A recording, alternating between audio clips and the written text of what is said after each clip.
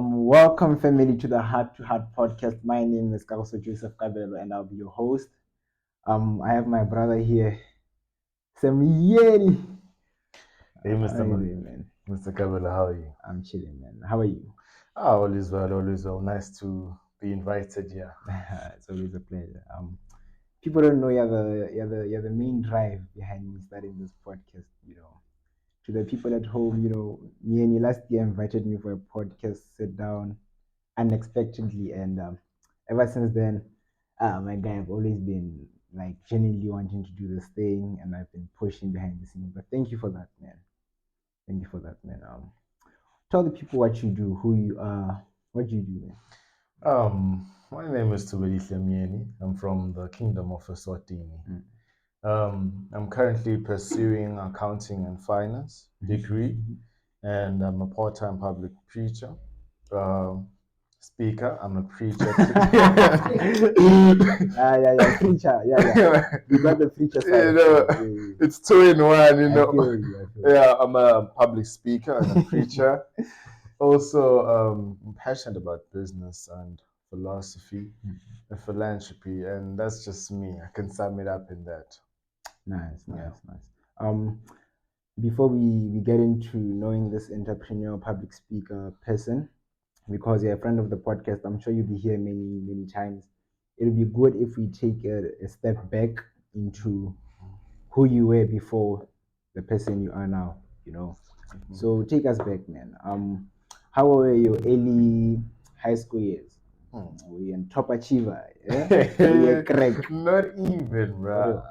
If we take it back to my earlier years, is that I wouldn't really consider myself as an academic.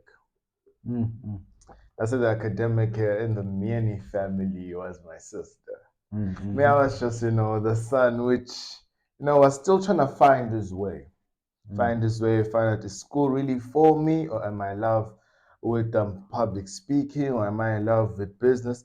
So I'd say my high school years were filled with a whole lot of self-discovery, one may say.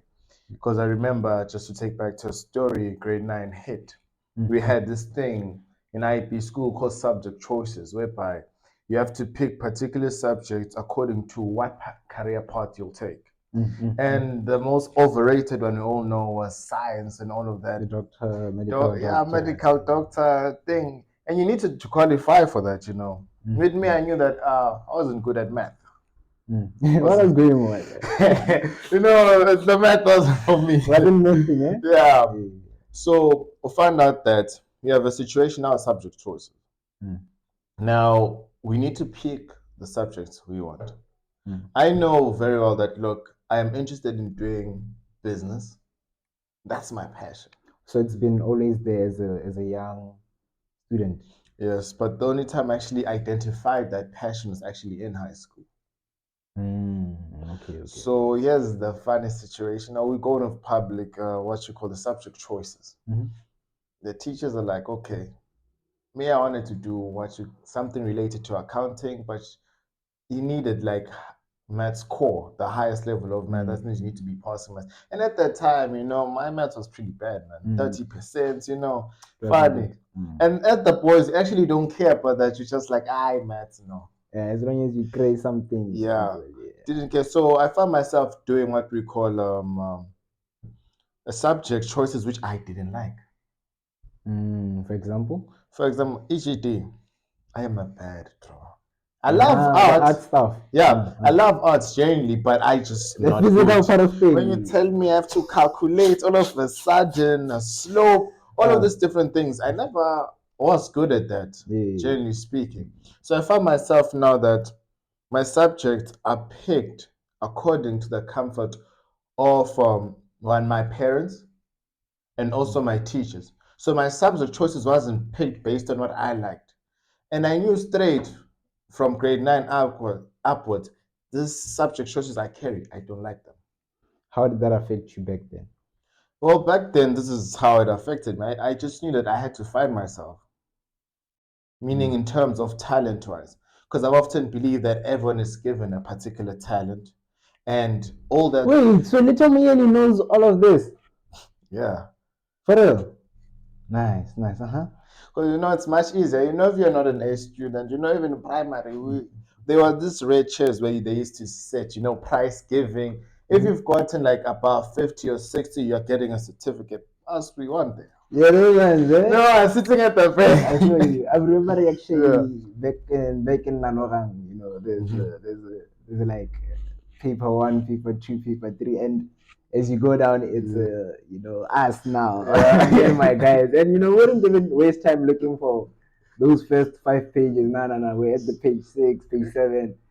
And At you're the moment, content. you go. You feel like nah, as long as I beat my guy, Yeah. nah, It's crazy even how it worked.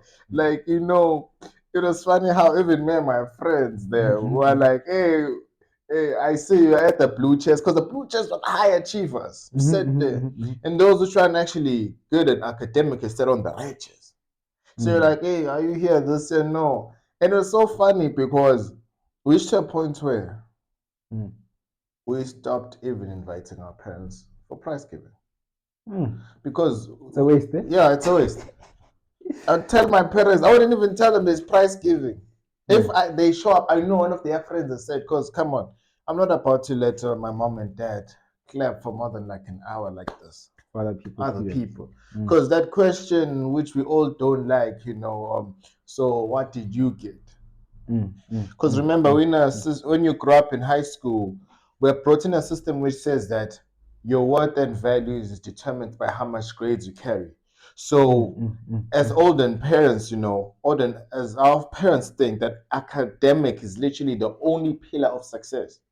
So, if you're not passing, you find that you are labeled as either incompetent or not smart because you're not getting something. So you didn't want to be around those conversations and prize giving, and when they're calling you there, your parents, your friend is carrying the certificate, and you're just standing there. As you speak about education being the pillar of success, according to how our parents view life, I don't want to go in deep from the beginning, but I mean, you understand me.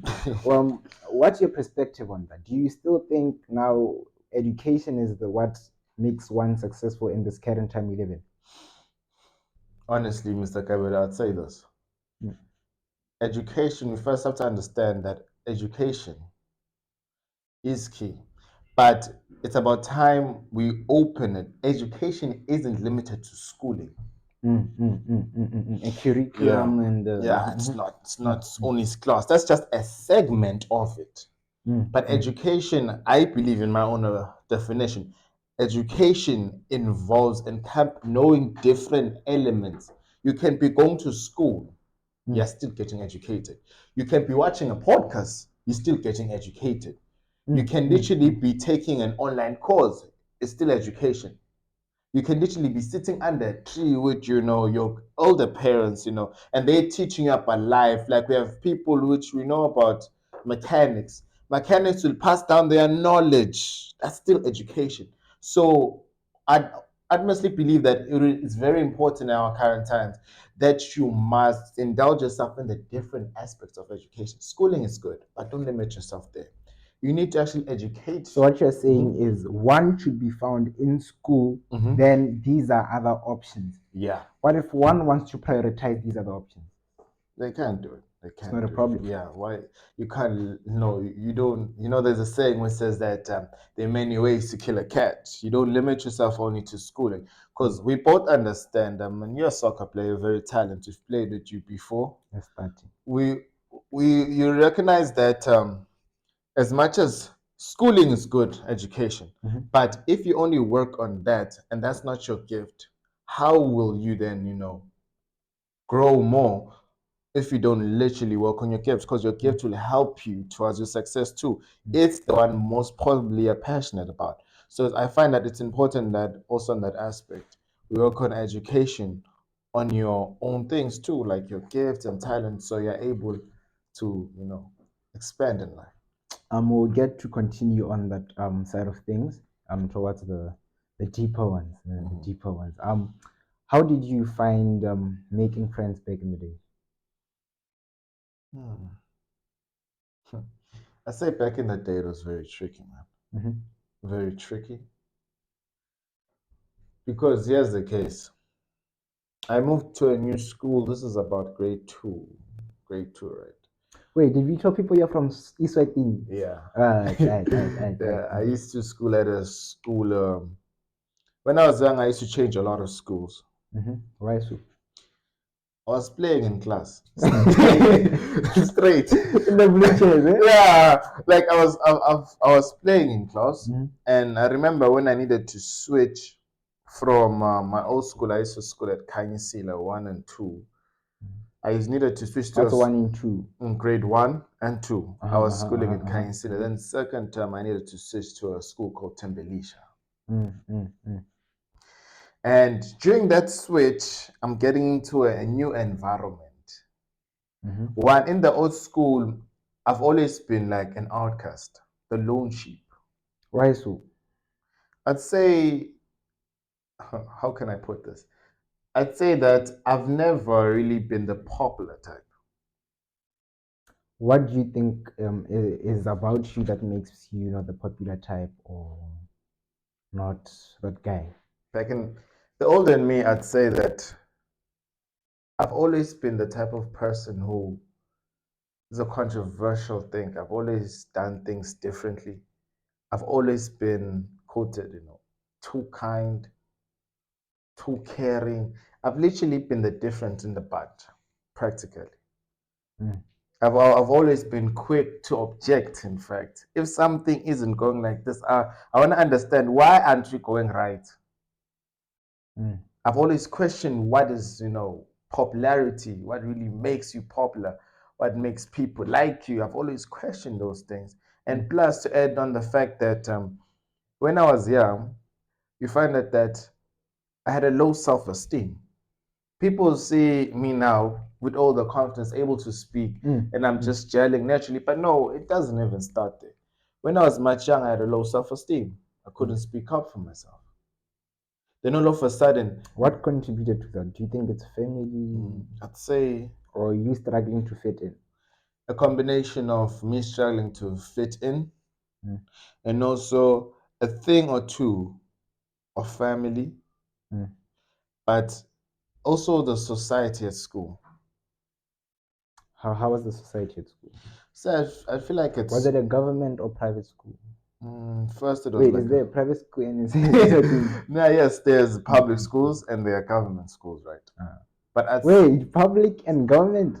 Yeah, it's the same thing. I would think there are private schools. I get you. Private schools and public schools, right?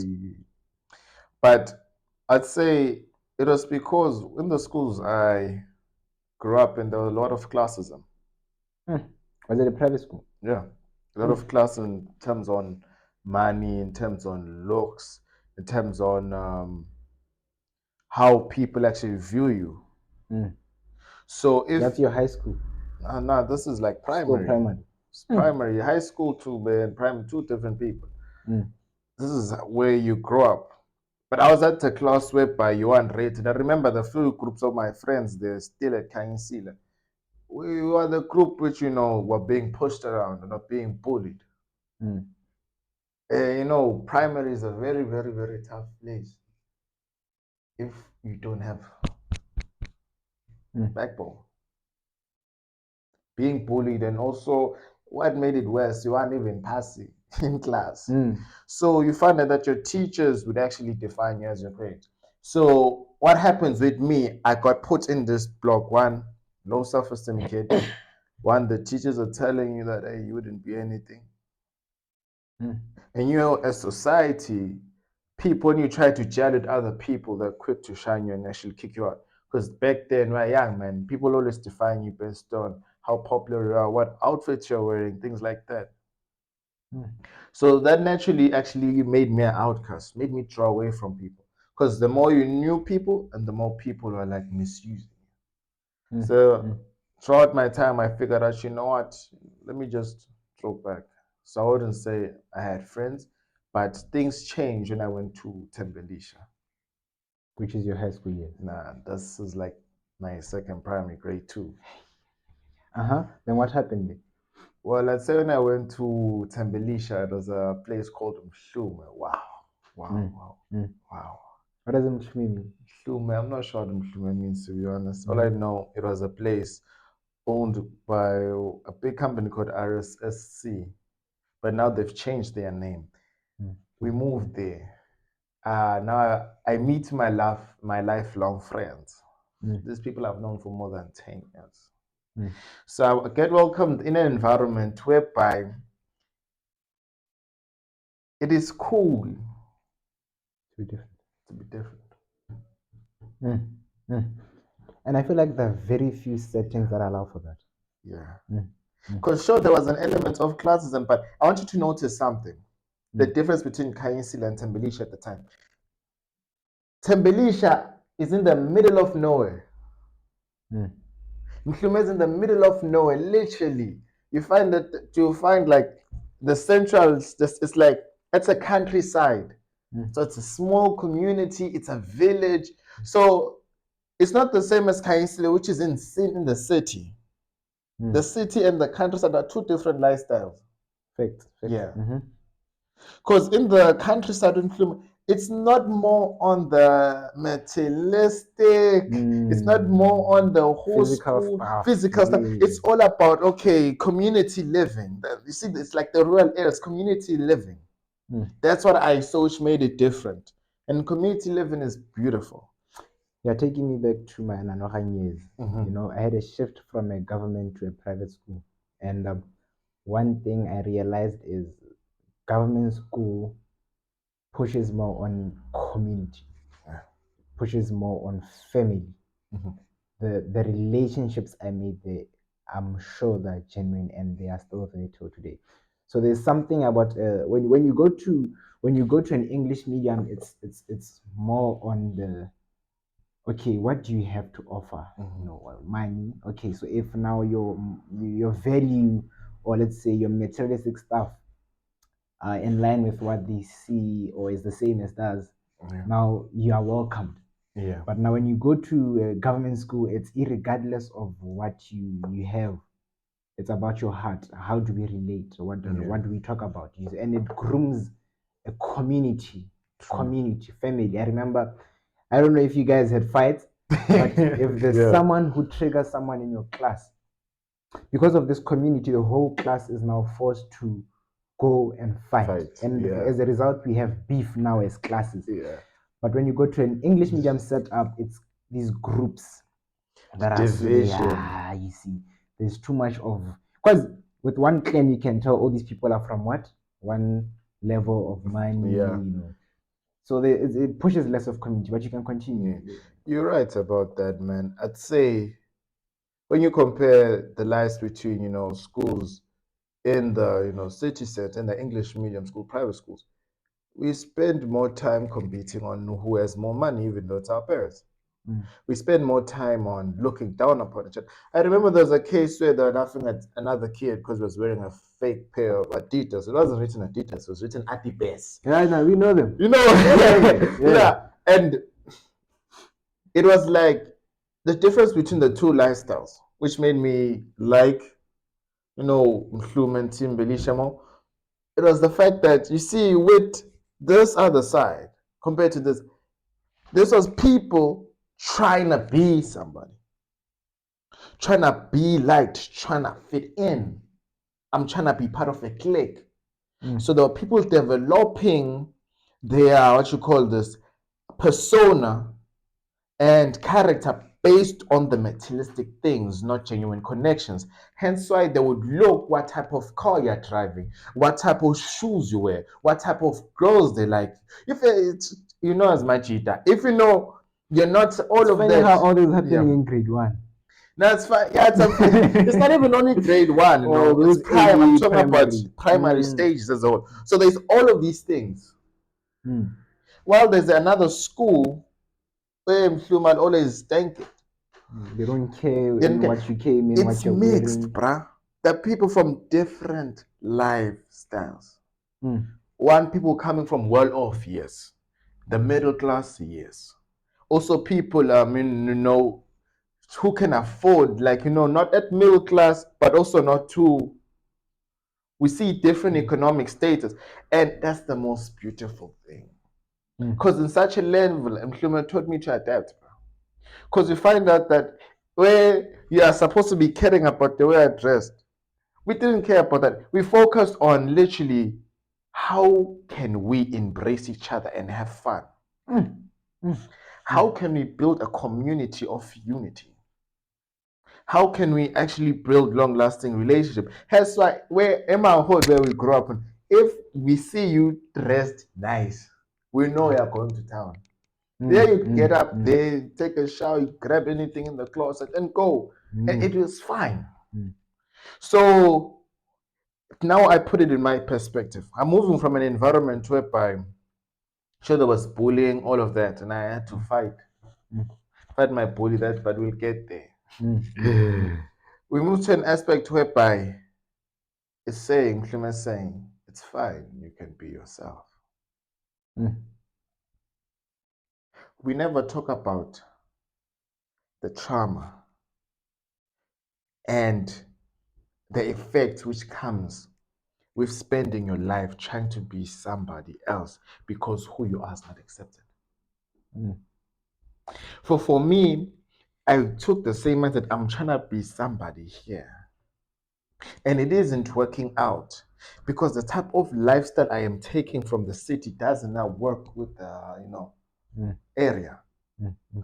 So I'm finding my friends. It's like, hey, Tube, why you keep on trying to be like this? I'm like, ish. If all your life you try to fake something, it affects you when you need to be your true, authentic self. So with there, I find myself in a situation where I have friends which are like, it's fine, we don't care about money. We don't care about, sure, there was a great thing at there and there at school, there are things like that, like everybody else. But we moved to a point whereby the epiphany hits, realization that it is fine with you being yourself. And I remember I spent most of my days, I wasn't indoors. I've always been a person who likes traveling. I can't stay at home. For an hour, 30 minutes, I can be at home, but I want to be out there learning from different communities. We'd spend our days building, Where does that come from? Where does it come from? Well, I'd say, generally as a kid, when you're at home, I used to be really chaotic. I was good, but how many are you? How many? Just me and my sister. She's older than you. Yes, older than me. I used to when I was back at home, I used to break mom's plates. I was, the problematic, which actually made me not have conflict with my mom in certain aspects. So before we get to your mom and you, how was it growing up with an older sister? I thank God for the ability to have a big brother. We could play soccer, and I'm a very active person. I sometimes wonder if I had a big sister or only girls, how are things gonna be? Because from my upbringing already, I was already drawn to the outside home, the outside of what we call home, the house. You understand? I was more into the kasi strata. You understand? But what sometimes kept me grounded at home was the fact that there was a relationship. I think there was a relationship I had with my brother and my small brother. We could play football at times. Now I sometimes wonder if it was a girl, how are things gonna be? So how was that for you? Do you think it pushed you more to the world? Not to the world per se, but to the outside. Well, having an older sister, I love my sister. I'd say I had none to run to, honestly. That's why I loved being outside because I found a home outside the house. Because you see, back at home, me and my sister wouldn't sibling fights, wouldn't really see much eye to eye. We were good, but we had our fair share of colors, and we weren't reaching a level whereby we're able to actually express ourselves and be like, hey, this is my frustrations. The only time me and my sister were able actually to open up and actually be cool and be like, okay, we're brother and sister and vibe now, and actually share certain things is actually now that I've finished, high school. So that I didn't have. So even when I was facing issues at school and all of that, I couldn't vent to her. All I had was myself, and I got drawn out. I went outside, made friends, different age groups. Most of the friends I made when I was much younger were older than me. Because there was something about old people, bro, which I'd go there and vent to them. And I wasn't looking at who had money there. Oh, you see, in that neighborhood we grew in Kluma, there were different people, from different economic statuses, so different experiences. So I love the exposure. You find that there's someone who's actually coming out from jail who's telling you about life in jail. And there are people there who actually are in high school, but the problem is now the economic status says that okay, they cannot really afford to be there. So and there's problems at home. So I fell in love with the people because I got an opportunity when I left the house to be learning. Hey, this is how life is. There's somebody out there who's struggling to own a pair of shoes. There are people out there which have been to jail and they know how the life is. There are even, I won't lie, there's a point where I've got even involved with people which were in gangs, but I can't really expose that or disclose that. It's already disclosed, but yeah. We've experienced all this thing. So it's a different thing when you see at home, the most of the conversation you'd have as a kid at home, hey, how's school? What is school doing? A typical thing. And when you get at home, it's always do this, do that. And the relationship by then, me and my mom, back then, we didn't really have a good relationship. Why so? Why? I'd say that it was the whole issue of not seeing eye to eye, also school. Not seeing eye to eye, meaning she was not staying at home, or no, she was. Oh, my mom has always been at home, and yeah, she's stayed with my parents also my whole life. Why weren't you seeing eye to eye besides school? I feel like majority of it was my grades, honestly, and back in the days. So she had an expectation. Yeah. For you. My sister's the A student, guys. Oh, now she set the standard high now. She's the A student. And my mom also was an A student. So there's a standard which my sister has set over here. And the standards which your sibling actually holds chokes you. There are times whereby if you actually use that standard, like I want to live up to impress my sibling on my mom, it will choke you. Because I'm like, okay, now I want to earn mom's love and support through academics, and I'm flopping. Because that's what will make her happy and welcome. Yeah. So there was that issue then. At the time, it was weird because I had my friends, which I hang around with. Well, my friends are A students too, ABs. And they were going in prize giving, getting all of these different awards. So what was happening was like, okay, your friends you hang around with are passing. Tube, what's wrong with you? That's crazy. So all of my life, I was being compared. Look, this person's doing this. So that really made me have conflict with my mom. Not that she didn't love me, but there's a level whereby if you're always being compared on what you lack, there's a point in time whereby you do not like being in the same environment with that particular people, because each time you're like, hey, you can't do this, you can't do that, you can't do this, you can't do that. Why aren't you doing this? If you're living a life where you keep on being questioned, that thing actually pulls you out, especially when you need your parents or that community's, your family's help to kind of like, look, I am trying, but I just can't do it. So automatically my relationship with my mom, because we'd always be fighting. And it's not like back in the day, me and my sister had good relationships. We weren't even talking much.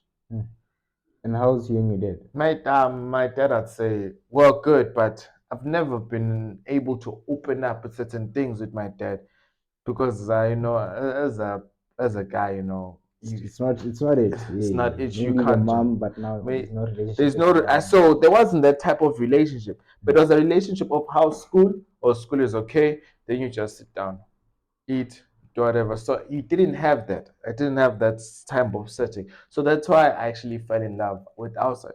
Because when I was outside, I felt like, there are not too many questions. They're accepting me for me. And I started to like outside. To this day, man, I like going outside, and I was learning a lot from different people. you said something along the lines of how you felt loved home, outside the home.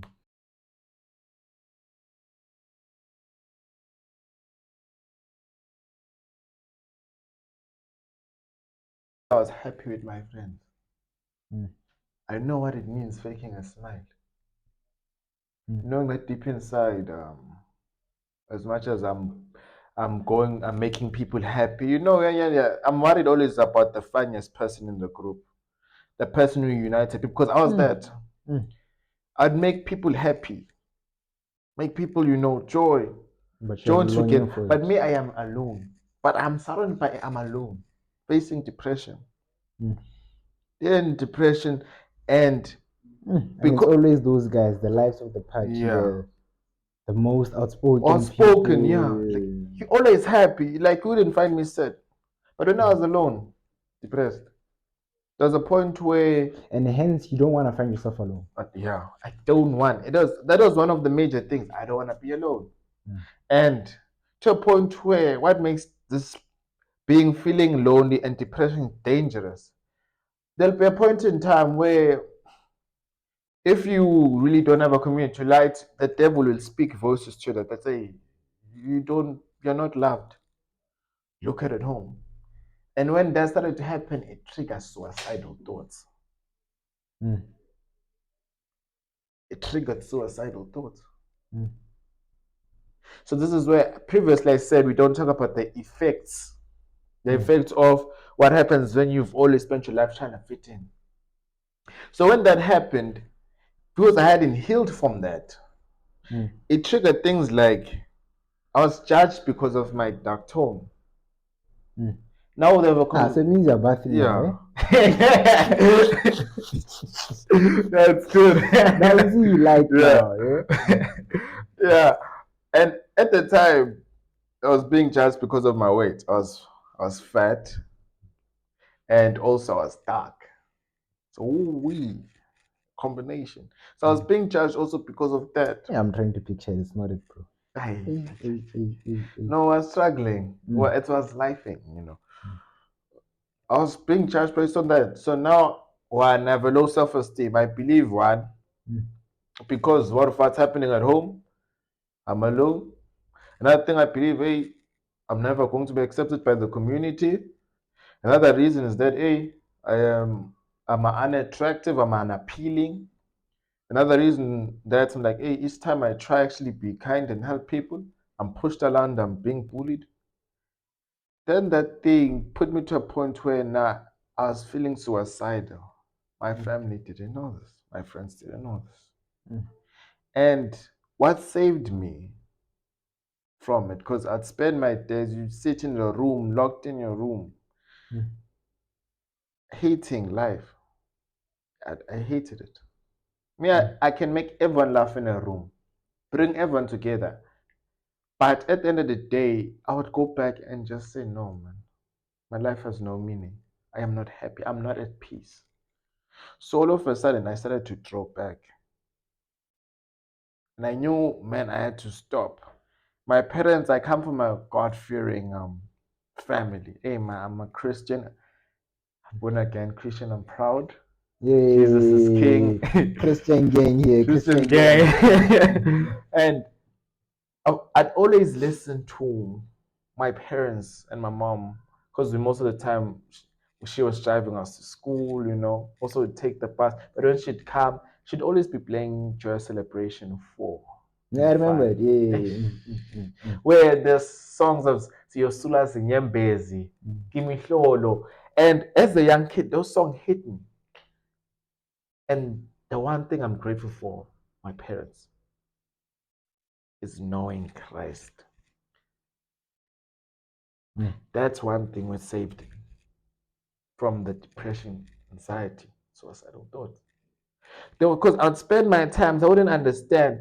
I'd take my mom's CDs and I'd take the stereo. Yeah, not Bluetooth, but then you would put a disc there. Actually, you had a boot. Yeah. Using it and wiping that. Take them, put it in my room. And I'd sing. And I was feeling so much joy. And But you also don't understand what's going on. What's going on? And I was finding peace.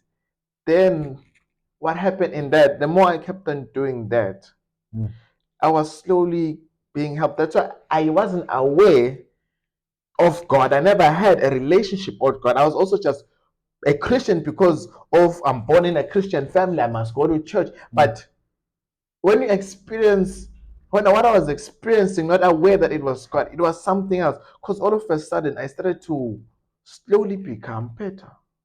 Then I found my love of cars. So I love cars, guys. Like for me, cars are sentimental because I remember what I was using as a coping mechanism, which was in music, the gospel music. It was cars. You'd find me sitting down on the road, watching a car pass, and it would bring me so much joy because to me, I was like, I've always been a dream, like, hey man, I like that car, I want that car. Find me sitting in the magazine the whole time listening to music. I'm reading car magazines. So I'm listening to your stories. I'm wondering. I've been wondering all along, and you answered me today. How do you think that now affected you in your today? I'm seeing one of the things is you now want to bring people together. You want to bring people together because of you feeling like an outskirt, and as a result, you treated people the way you wanted to be treated. People didn't make you feel welcome. Now you want to make people feel welcome because you experienced that. What are some other things that were a result of your childhood per se? Because your childhood is diverse, man. It's too broad. So what are some certain things you see yourself doing today that are a result of whatever young Thube went through? Well, I'd say first I'll talk about me wanting to bring people together. I understand how it feels to be alone. I understand how it feels to be told you're nothing. You're not loving your skin, not loving yourself, hating your life, being suicidal. Yes, being with everybody, but still feeling alone. I understand what it feels like to be judged based on your mistake. I understand it. And at that time, I was alone. I was alone when I had to fight my bully. That's how I started being. I had to fight physically. I won the fight, but I lost. I may have won that fight, but at what cost? I was alone. So that's why even right now, even in my Instagram platform, even when I live now, I want to move from the mindset of being a victim. You know, now people move from being a victim of hurt and being a perpetrator of it. People acting the way they were treated. It's like people making an excuse like, no, I was hurt. They didn't treat me right. So now I'm hurting people. Nah. I made a promise after I was feeling that pain because I was alone. I said, Myeni, you will never ever make someone feel like this. I chose to let that bitterness turn into love. Said, I will speak for the voiceless. I will defend those who can't defend themselves. That's why I am a deep hater. I say now publicly, I am a deep hater of discrimination and hate in all capacity. Yeah, I can feel the passion when you say all capacity. Yeah. Because I've sat with friends where they've been mocked because that they're wearing torn pants, they don't have clean clothing, they're not dressed the best. I've sat with people who have been judged based on rumors. I've sat with them. I've seen people cry. I've seen students cry because teachers would make fun of their grade. I've been there. I've seen people face bullying and not eating lunch. I've been there. So I'm no longer moving from a point of, hey, life is hard. It's one thing which is hitting me now, to what impact are you going to live? Because you felt the pain that people are feeling. Are you going to literally sit down with what you've been learning and watch the whole world burn? Or are you going to be part of the people switching off the fire? Some of us know the smoke. We see the fire. But because of that, we letting out the bitterness hurt us so much that we literally ignoring the flame. We ignoring the flame. People are getting hot. You know you can be helping out.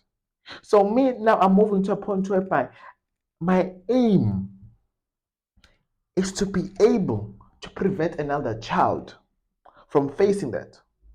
Facing what you felt. Facing what I felt. I don't want anyone alone. That's why hence the effects of me experiencing that I give more to people more than I receive. That's one thing. I will give you so much and give you my all with the knowledge that I know you cannot be the same. So you find that I'm moving to a point whereby now, when people are feeling anxious and depressed, I want to sit down and listen. What's going on? Never got an ear. I never got an ear. I want to sit down and listen. I remember when I was a prefect in CISE, what I did is I spent most of the time listening to the credits, because credits have it the hardest. You are new in the school, parents, you are afraid that hey, I'm away from home for the first time. Then the high schoolers, the seniors trying to bully you, make fun. Whereas I've been a schooler, they'll give you like 12 rand and say, please buy me 1 liter of Coke, please buy me Doritos, please buy me Toppers, please buy me Kit Kat. They gave me 12 rand. How do you expect a kid to buy that? You think that's a joke? You're tormenting the person. And what we hide it under, we hide hooligan behavior under what we call in my country shishisa. It's the aspect of you actually picking on a smaller person. I hate that. Because I've experienced it. So I'm moving now to a point whereby I'm saying to people, let's now come together as a team. Protect thy keeper. And I'm grateful for the Bible. The Bible says, be your brother's keeper. So now I am moving to a point where by now I want to help out now in the community. Because you see, in Thubelihle, I like that school because it exposes. We used to do things like community work, whereby they say go pick up trash in the village. Go. This is Mhlume. This is all I've learned in Mhlume. Go pick up trash in the village in Thubelihle. You have to go out now and literally help people. We've had a whole lot of different people there. So now there is another thing which is a result of that. It's the way I live for the community. Me, I'm a community man. Community man. I have a passion for my community. I love my country. I love my people. I love taking care of the people all around me. Because I understand, I've seen my parents actually climb up, go from having nothing to who they are now. So normally we have the title of what they call us is in the country, they call you a cheese boy. But they don't understand where But they don't understand where we came from. I've seen my parents move up the stages. Me, I understand, I love most of my favorite days in my life. I remember I was going to Gogo's place, going to my grandmother's place. They're sitting with the cousins. Yes, you're out there, opening for the chickens. Yeah, you're supposed to be cutting the wood. There's a lot of work. I fell in love with community. Like there's that thing which, as people, I wish we could all experience. Community living is key. Community living is key. And because I experienced that, now when I go to certain environments where there are classism, and it's because I've been depressed and I've been an outcast, I'm quick to see when somebody is actually feeling lonely. I am quick to see when somebody is not fitting in. I'm like, hey, come here. Because I don't want you to fall in the same hole I was in. As you are speaking, I'm remembering, I think if, God forbid, something were to happen to me now, one thing my small brother would say is, I've always told him to never strata. He used to wonder why I'm so in love with the streets, the kasi, the townships. And it's beautiful hearing you say such things, because I sometimes feel like people, when you belong to a certain economic standard or level, you shouldn't be found in those settings.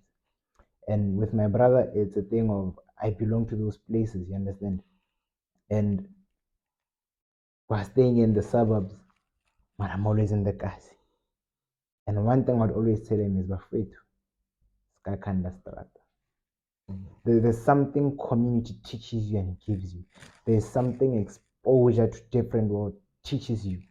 You see, now because of your past, it's easy for you now to tell when someone is feeling a certain way you felt when you were once there in the past. You understand? So it's beautiful. I used to think I'm the only one, and because when you feel you're the only one, it's hard to explain to someone that. I mean, I appreciate the fact that we're from a family that, like you said, it's not like it has always been rich, soft. You understand? We've seen our dad grind. You understand? We've seen our mom grind. You understand? But us climbing the economic class doesn't mean we now can't be with certain people.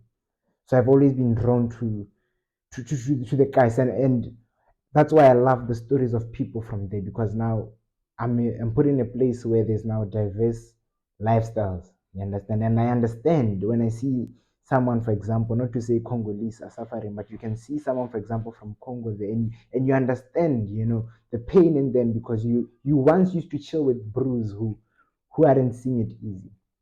Um, but in that same space, we get to talk about it more sometime. Man. I love it, and at least now people understand the initiative I have behind Kabelo, and the dreams we talk about behind the scenes. Trying to, and this podcast, we're trying to create a platform for people to let out their story. And behind the scenes, we're also trying to build communities in Cyprus and back home. That's right. Where people come together, irregardless of social class. Just as you are. We're trying to bring people together, and I pray to God that all these dreams come to pass. Yeah. People on board or not on board. Yeah. So let's talk about your public speaking. Where does it come from? Where was it birthed? Where does the desire come from? Let me drink.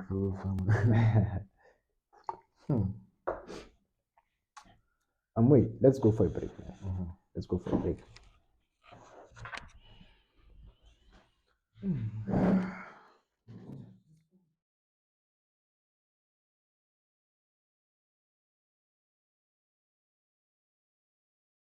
Haters. No, sometimes we are the problem.